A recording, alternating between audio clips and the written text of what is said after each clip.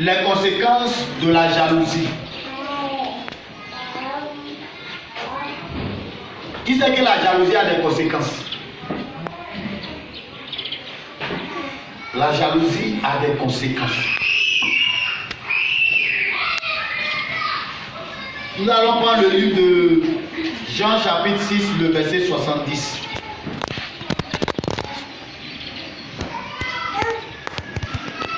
Jean 6, verset 70.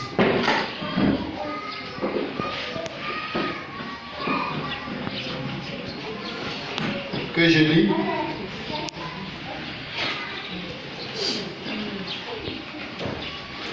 Jésus leur répondit, n'est-ce pas moi qui vous ai choisi, vous les 12, et l'un de vous est un démon.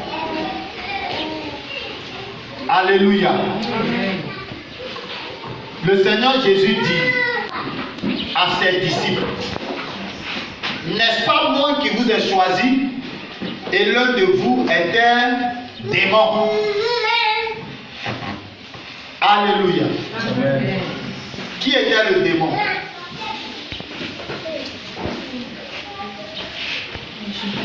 Judas. Mais comment se fait-il que Judas est devenu démon?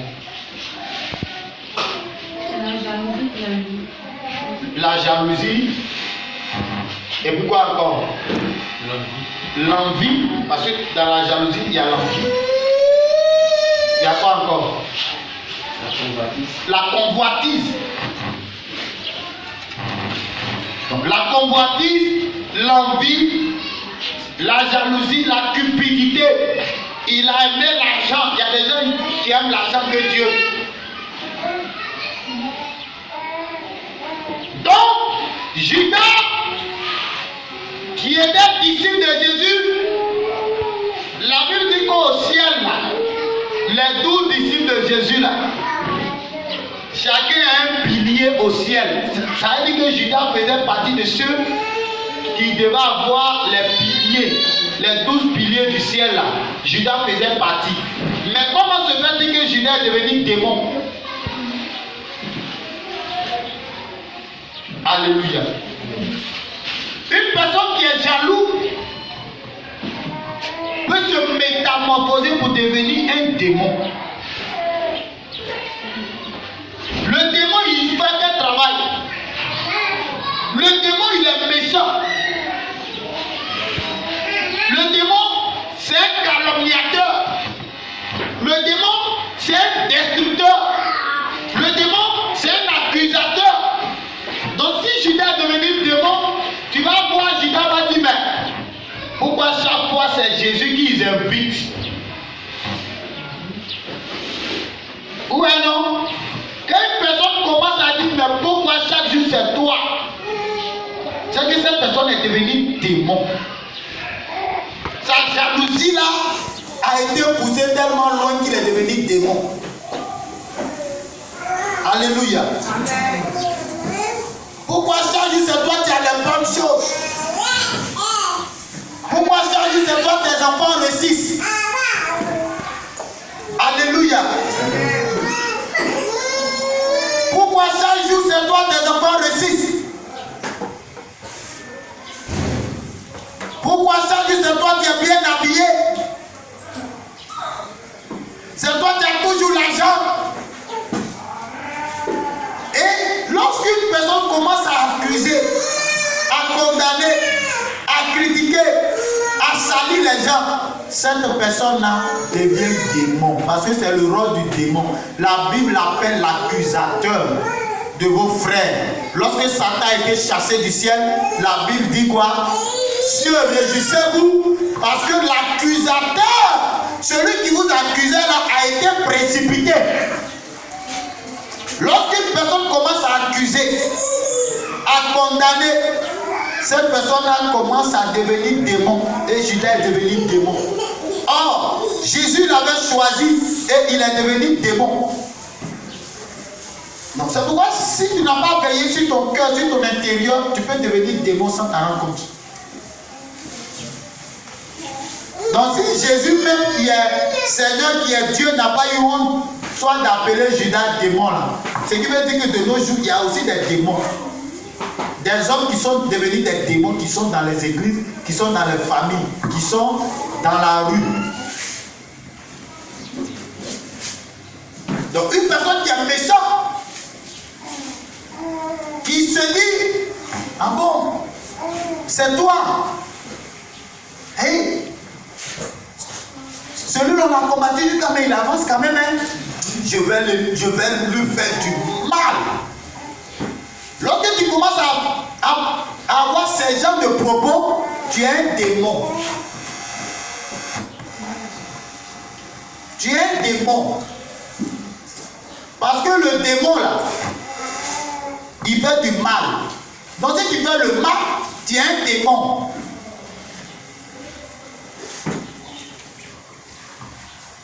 Alléluia. Donc, à cause de la jalousie,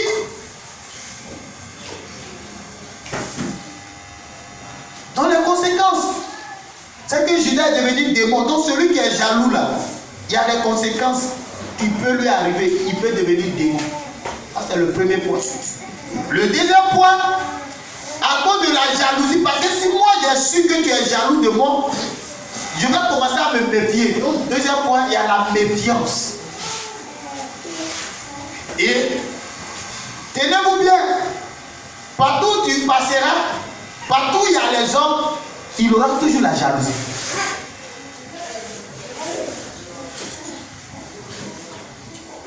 Parce que la jalousie, c'est le caractère du diable. Donc celui qui n'a pas veillé sur son homme intérieur, qui se dispose au diable, là, la jalousie va entrer dans son cœur. Et si la jalousie est rentrée dans son cœur, qu'est-ce qui va se passer? Il va commencer à détruire autour de lui. Donc si toi, je te vois, tu commences à détruire autour de toi, je vais me méfier de toi. Si tu as tué mon frère, si tu as tué mon papa, tu as tué ma soeur, je vais faire quoi de toi? Je vais me méfier de toi parce que tu es un homme dangereux. Tu es un élément à craindre. Alléluia. Amen. Qui veut qu'on le fuit?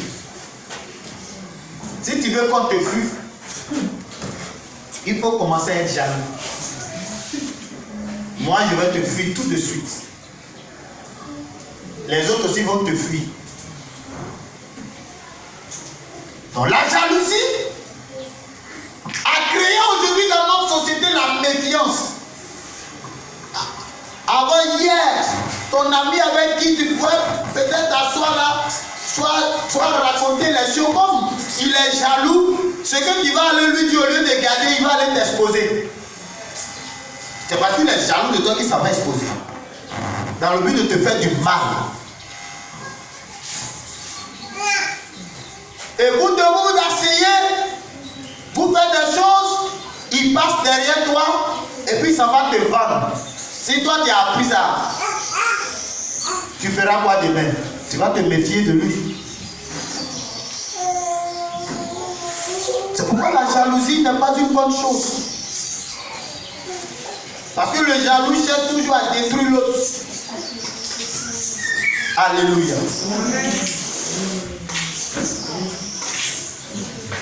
Troisième point, et la jalousie a des conséquences graves.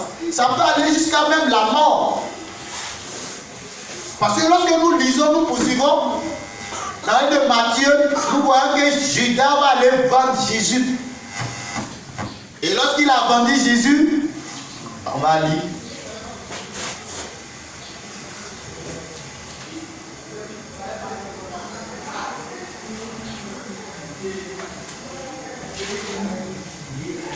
Le livre de Matthieu.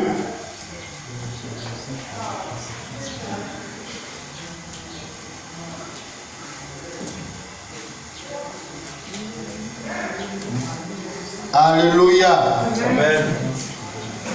Qui est avec moi ici? Amen. Si tu es avec moi, acclame Jésus.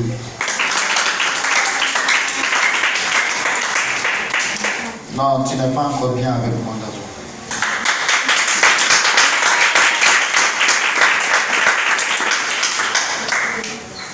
Alléluia. Amen. Oh, mais tu ne fais pas bien. Ton amen n'est pas bien. Amen. Amen. Matthieu chapitre 27. À partir du verset 3. Alors Judas qui l'avait livré, voyant qu'il était condamné, fut pris de remords et rapporta les 30 pièces d'argent aux principaux sacrificateurs.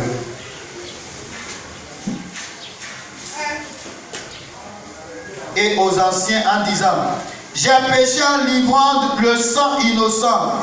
Il répondit: que nous importe, cela te regarde. Judas jeta les pièces d'argent dans le temple, se retira et alla se pendre. Alléluia. Amen. La jalousie là, c'est un loup, c'est un animal féroce qui habite le cœur des gens. Pendant que tu es en train de manifester la jalousie là, vraiment si tu es jaloux, tu viens nous voir pour dire vraiment papa, jalousie là, ça me fatigue. Et c'est pas comment je vais faire. Si Judas disait à Jésus, vraiment, maître, parce qu'il appelait maître, la jalousie, je suis jaloux de toi. Je fais tout, mais je n'arrive pas. Il faut m'aider. Le Seigneur Jésus allait l'aider. Amen. Amen. C'est vrai que Jésus devait être tué, mais ça pouvait ne pas passer par Judas. Et puis Judas même là, c'est comme si Judas vient de la même lignée que Jésus. Vous avez vu, il s'appelle Judas, non? Alors Jésus vient de la tribu de Judas. Dans la jalousie là, il n'y a pas une histoire de dire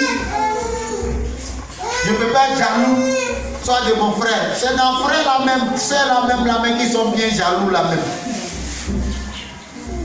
Alléluia. Amen. Et la Bible dit que Judas, après avoir vendu Jésus, il s'est rendu compte qu'il avait livré le sang innocent. La Bible dit qu'il avait des remords dans le jaloux. Lorsqu'il finit de faire le mal là, il a des remords. Au lieu de se repentir, il a eu des remords. Mais la Bible dit que Pierre, qui aimait Jésus, qui avait renié Jésus même là, il n'a pas eu de remords, mais la Bible dit qu'il s'est repenti. Ce qui veut dire que si Judas s'était repenti, il allait faire quoi? Il allait être pardonné. Mais la Bible dit qu'il avait des remords, puis il allait se pendre. Donc la jalousie là, ça peut conduire quelqu'un jusqu'à se pendre. La jalousie entraîne la mort. Celui qui est jaloux peut tuer celui de qui il est jaloux. Et si il ne le tue lui-même, ça va le faire quoi? Ça va le détruire lui-même aussi. Alléluia. Amen. Tenez-vous bien, le sang humain là, c'est puissant. Celui qui verse le sang humain, ça ne sera pas facile pour lui. Parce que le sang a une voix. Amen. Amen. Le sang a une voix. Donc si tu t'es levé, tu allais tuer quelqu'un, toi-même là, tu es en danger. Caïn qui a tué Abel, qu'est-ce qui s'est passé? Pour finir, qu'est-ce qui s'est passé dans sa vie? Caïn aussi a été tué. La jalousie détruit des vies et les conséquences, l'une des conséquences, c'est que ça entraîne la mort. La jalousie entraîne la mort. Quatrième point, la jalousie détruit des relations. Tu peux avoir des vraies relations avec des gens, mais à cause de ta jalousie, ça va détruire la relation. Entre frères, entre collègues, la jalousie détruit des relations entre amis. Alléluia. Amen. Tu vas voir des entreprises, des responsables d'entreprises qui se jalousent, des collègues qui se jalousent dans leur travail. Évitez ça, c'est pas bon. Tu vas voir des saintes qui se jalousent. Des pasteurs, des hommes de Dieu qui se jalousent. Mais si tu es jaloux de l'autre, tu es un démon.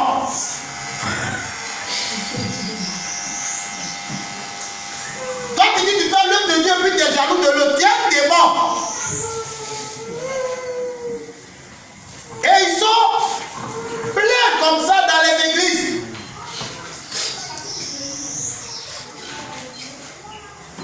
Mais qu'est-ce qui se passe? Qu'est-ce qui s'est passé pour que cet homme devienne démon? Un pasteur qui jalouse l'autre, mais c'est grave. Alléluia. Amen. Des pasteurs qui empoisonnent des gens.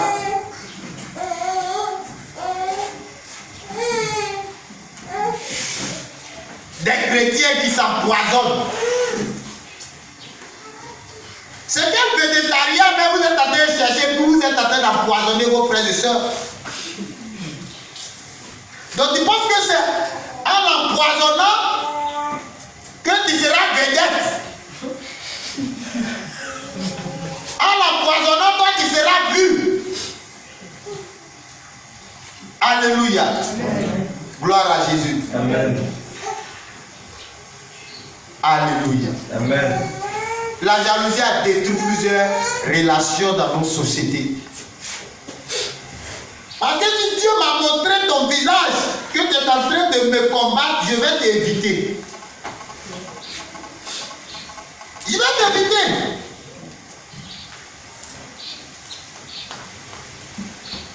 Souvent, les sorciers ils font les choses, ils pensent que nous on ne voit pas. Quand ils sont dans le noir, ils font leurs choses là. Je peux savoir ce que tu fais de moi. Ce que tu fais contre moi. Je peux savoir ça, mais je ne vais pas te dire. C'est pas parce que je ne t'ai pas dit que je ne sais pas. Ce que tu dis de moi là, je sais. Mais quand je te regarde, je te salue, je souris. Parce que déjà là, dans mon esprit, dans mon intelligence, il y a déjà une distance que j'ai mis entre toi et moi. Il y a des choses que peut-être hier je faisais avec toi que je ne ferai plus.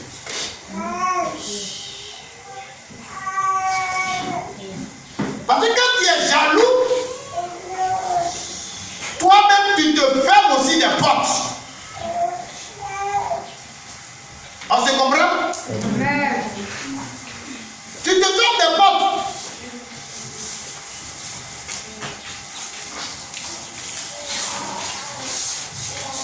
Quand une personne est jaloux là, il se ferme des portes. Vous savez ce qui me plaît dans la vie? Hein? Si quelqu'un est en train d'avancer dans la vie là, même s'il est petit, s'il connaît quelque chose que moi je ne connais pas là, même s'il est petit, je vais m'approcher de lui pour qu'il m'apprenne.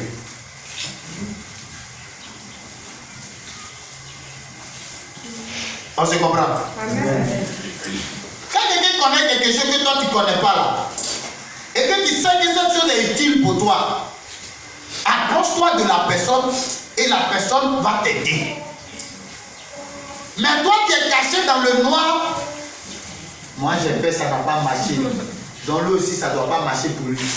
Et puis tu lances tes flèches. Alléluia. Amen. Gloire à Jésus. Amen. Dieu nous aime, Dieu ne veut pas que nous soyons détruits. Amen. Dieu ne veut pas que nous soyons des jaloux. Et Dieu ne veut pas que de la jalousie nous soyons transformés en des démons. C'est pourquoi Dieu te demande ton intérieur là. Il faut régler ça. Il faut régler ton intérieur. Alléluia. Amen. Que Dieu te bénisse. Amen. Que Dieu te bénisse. Amen. Que la grâce de Dieu soit avec toi. Amen. Donc la jalousie détruit des relations entre frères, collègues, amis. Amen. Amen. Lorsque nous prenons le livre de Jérémie chapitre 17, la Bible nous dit, le cœur de l'homme est en Dieu. Qui peut le comprendre? On est assis ici. On est ici, non? Si j'ouvre le cœur de chacun, pour savoir ce qu'il pense de moi, ça va chauffer. Ça va chauffer. Parce qu'il y a d'autres dans leur cœur même là, ils m'ont déjà condamné. Pour finir, on va aller manger. Ce qui est sûr, si je suis jaloux là, c'est bon. Et il y a des mentalités qui sont faites sillonner comme ça. Ce qui est sûr, si je suis jaloux, j'ai mes raisons. Mais tu ne dois pas avoir tes raisons. Dieu dit, tu dois éviter la jalousie. Dieu dit, si tu es jaloux, tu es jalouse, tu es envieuse, tu convoites, tu es méchant, d'arrêter. Amen. Amen. Et Dieu dit, les jaloux là, ils tuent les gens. Donc il faut arrêter. Il faut te concentrer sur toi-même, ta destinée, ta vie. Tu as beaucoup de choses à accomplir, ne te concentre pas sur l'autre. Parce qu'en te concentrant sur l'autre, tu t'oublies.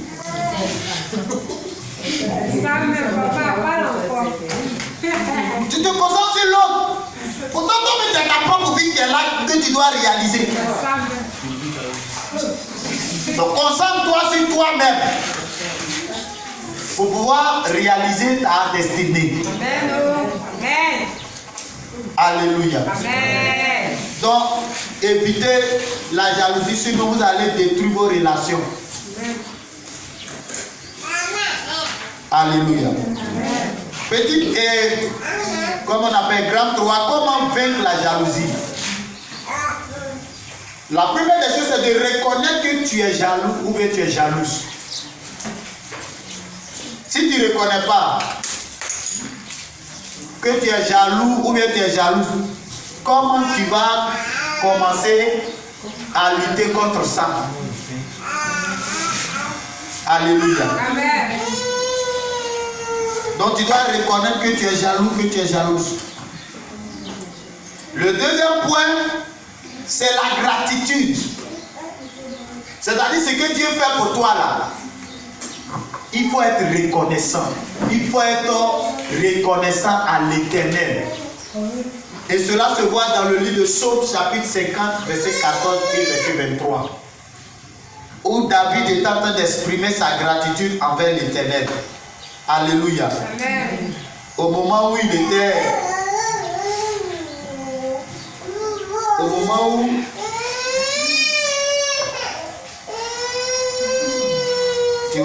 Tu vas prendre ta Bible dans le livre de Psaume 50, verset 14.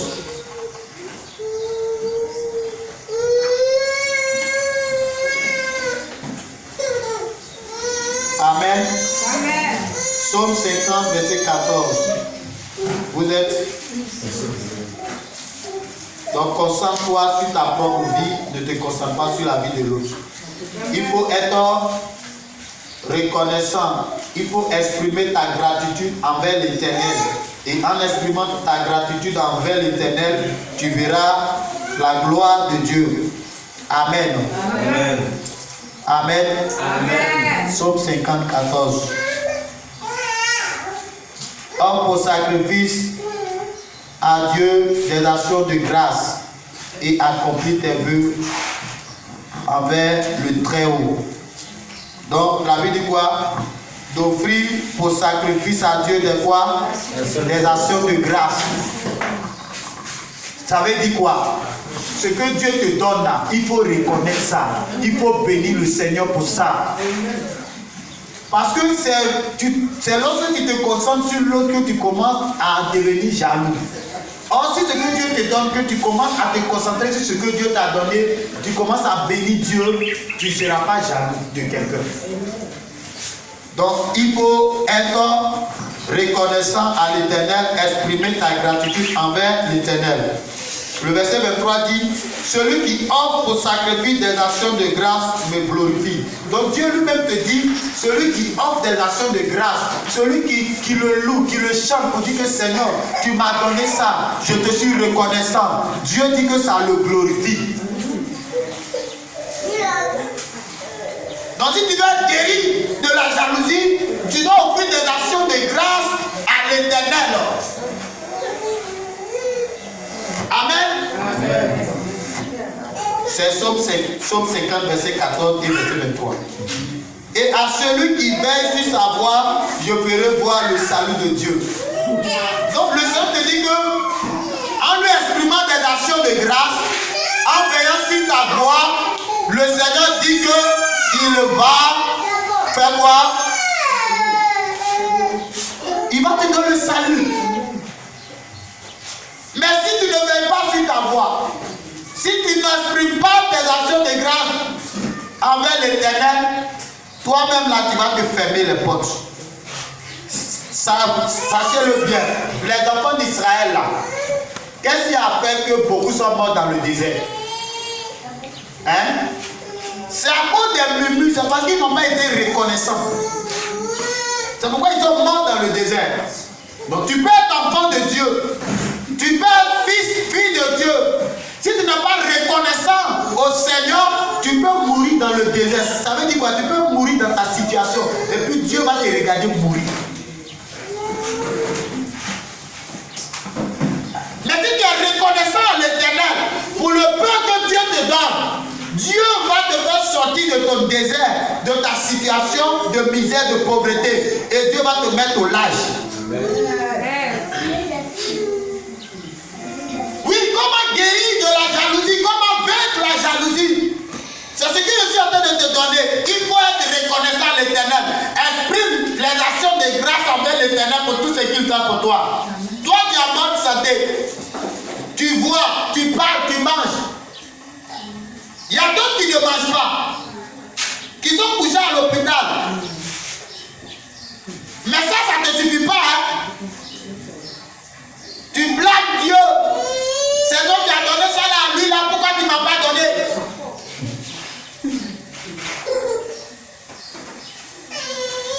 Tu tombes dans la maison, quand il pleut, ça ne verse pas sur toi. Il y a des gens qui tombent sur des pommes. Chaque fin du mois, tu arrives à payer ta maison. Il y a des personnes là qui dorment dans la rue. Il y a d'autres qui sont couchés à l'hôpital. Il n'y a même pas d'argent pour payer les ordonnances.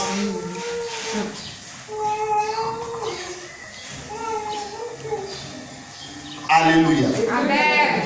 Donc tu dois exprimer ta gratitude envers l'Éternel. Il faut arrêter d'être ingrat envers l'Éternel. Parce que Dieu fait beaucoup de choses dans ta vie. Dieu fait beaucoup de choses dans ta vie.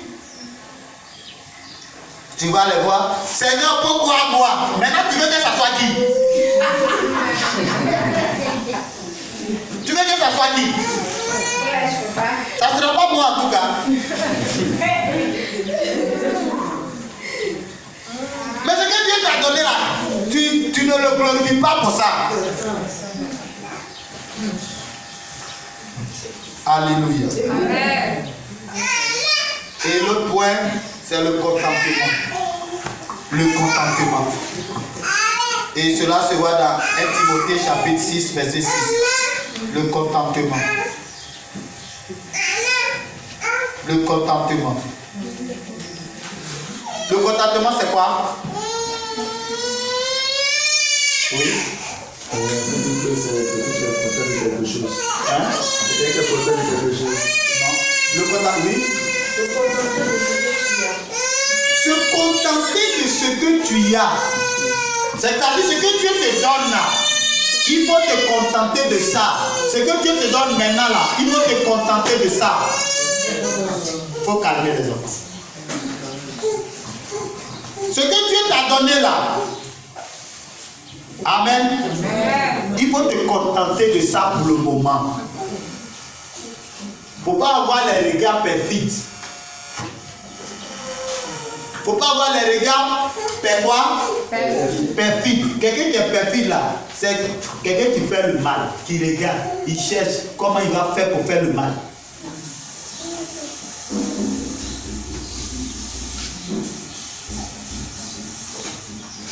Ce que Dieu te donne maintenant, présentement là, il faut te contenter de ça. C'est parce que tu t'es comparé aux gens.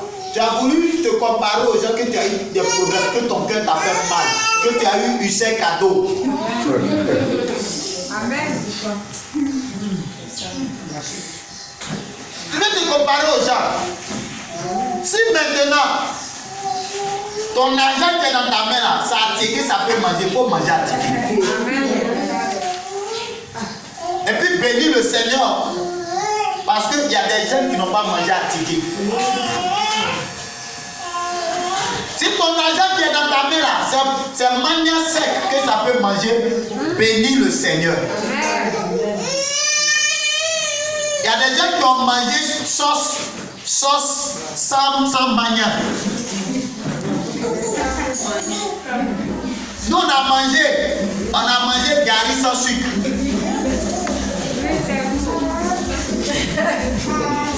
Gari là on appelle ça attiéquer pour manger, il n'y a pas d'huile. Tu mets l'eau, tu bouilles d'une manière. Tu mets sel dedans. Il n'y a pas d'huile, il n'y a pas de magie. Mais tu manges ça quand même. Tout ça pour avoir la force. On n'a pas blâmé Dieu.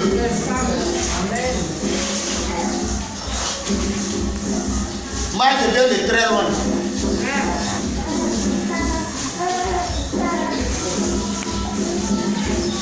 Et là, toi, tu manges sauce. Tu trouves que ça la met ça, Dieu, on mange ça là.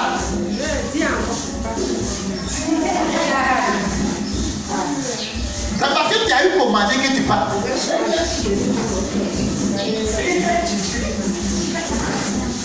C'est parce que tu as eu pour manger. Yes. Amen. Et tu te plains. Quand tu te plains, tu te plains. Il faut arrêter ça. Il faut te contenter de ce que Dieu te donne. Et quand tu te contentes de ce que Dieu te donne là, devant la base, les choses vont changer. Mais c'est parce que tu ne te contentes pas de ce que Dieu te donne là, que maintenant des mauvaises idées viennent dans ton cœur, dans ta tête. Tu cherches comment tu vas faire des choses mauvaises. Il faut arrêter. Amen. Amen. Gloire à Jésus. Amen. Donc nous lisons dans 1 Timothée chapitre 6, le verset 6. La Bible nous dit, c'est en effet une grande source de gain que la piété avec le contentement. Donc, quelqu'un qui veut marcher avec le Seigneur marche avec nous pas à pas. À Soubré, on a loué une maison. C'est-à-dire, voici maison là. Voici maison, toiture de maison là, voici ça. C'est-à-dire, quand tu soulèves ta main là, c'est touche toiture là. Quand il y a soleil là, on dirait c'est fou. Dans la maison comme ça, on a dormi dedans.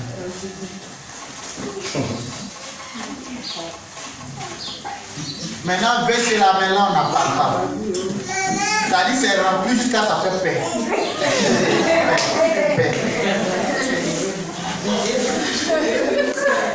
Mais le gars, il a pris notre argent déjà. On va faire comment? Si nous avions dit que c'était comme ça là, qui allait partir là-bas? On a fait 1 an dans ça. On a souffert. Mais on ne s'est pas plaint. Mais si tu vois le monsieur en train d'adorer Dieu, tu vas dire que Amen. Amen. On s'est contenté de ça.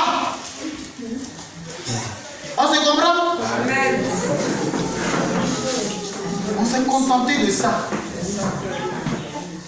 Alléluia.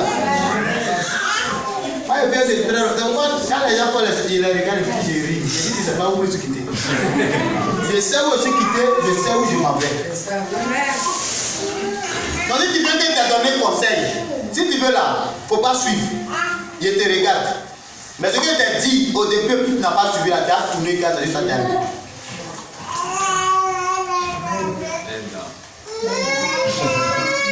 Dans ma famille là, quand on s'assoit, on dit réunion. C'est-à-dire qu'ils sont en train de prendre leur décision là. La chose est là, voici la réponse là qui est là. Je dis voici, faites ça comme ça. Oh, toi t'es trop petit. Mais ils tournent juste. Ce que j'ai dit et puis ils n'ont pas pris là. C'est juste ça, ils vont se terminer. Amen. Donc quand les gens font la fille, je les regarde et puis je ris. Alléluia. Amen. Moi, je sais où je suis quitté, je sais où il m'en fait. Si toi, tu ne sais pas où il t'envoie, moi, je sais où il m'en fait. Un autre point, la générosité. Cela se voit dans le Philippiens 2, le verset 4 à 7. Tu dois être généreux. Tu dois tendre la main aussi. Tu dois aider ceux qui sont réellement dans le besoin. Je n'ai pas dit d'aider ceux qui ne sont pas dans le besoin. Réellement dans le besoin. Parce que par moment là, vous êtes généreux envers des gens qui ne sont pas dans les besoins. Ceux qui sont dans le besoin là, sont là, vous les laissez. C'est ceux qui ne sont pas dans le besoin que vous tendez la main. Ça aussi, c'est pas bon. Il y a d'autres aussi, ils donnent à l'autre pour que si demain ça ne va pas, lui, il puisse me donner aussi. C'est pas comme ça. Il faut donner à celui qui ne peut pas te redonner. Alléluia. Amen. Que Dieu te bénisse. Amen. Donc, en conclusion, tu dois éviter la jalousie. En conclusion, si celui qui manifeste la jalousie finit toujours par se détruire lui-même aussi. Donc c'est pourquoi tu dois éviter la jalousie. C'est très important. Alléluia. Il faut éviter la méchanceté. Il faut éviter de faire le mal. Et le Seigneur te bénira. Que le Seigneur nous bénisse. Est-ce que tu peux acclamer Jésus?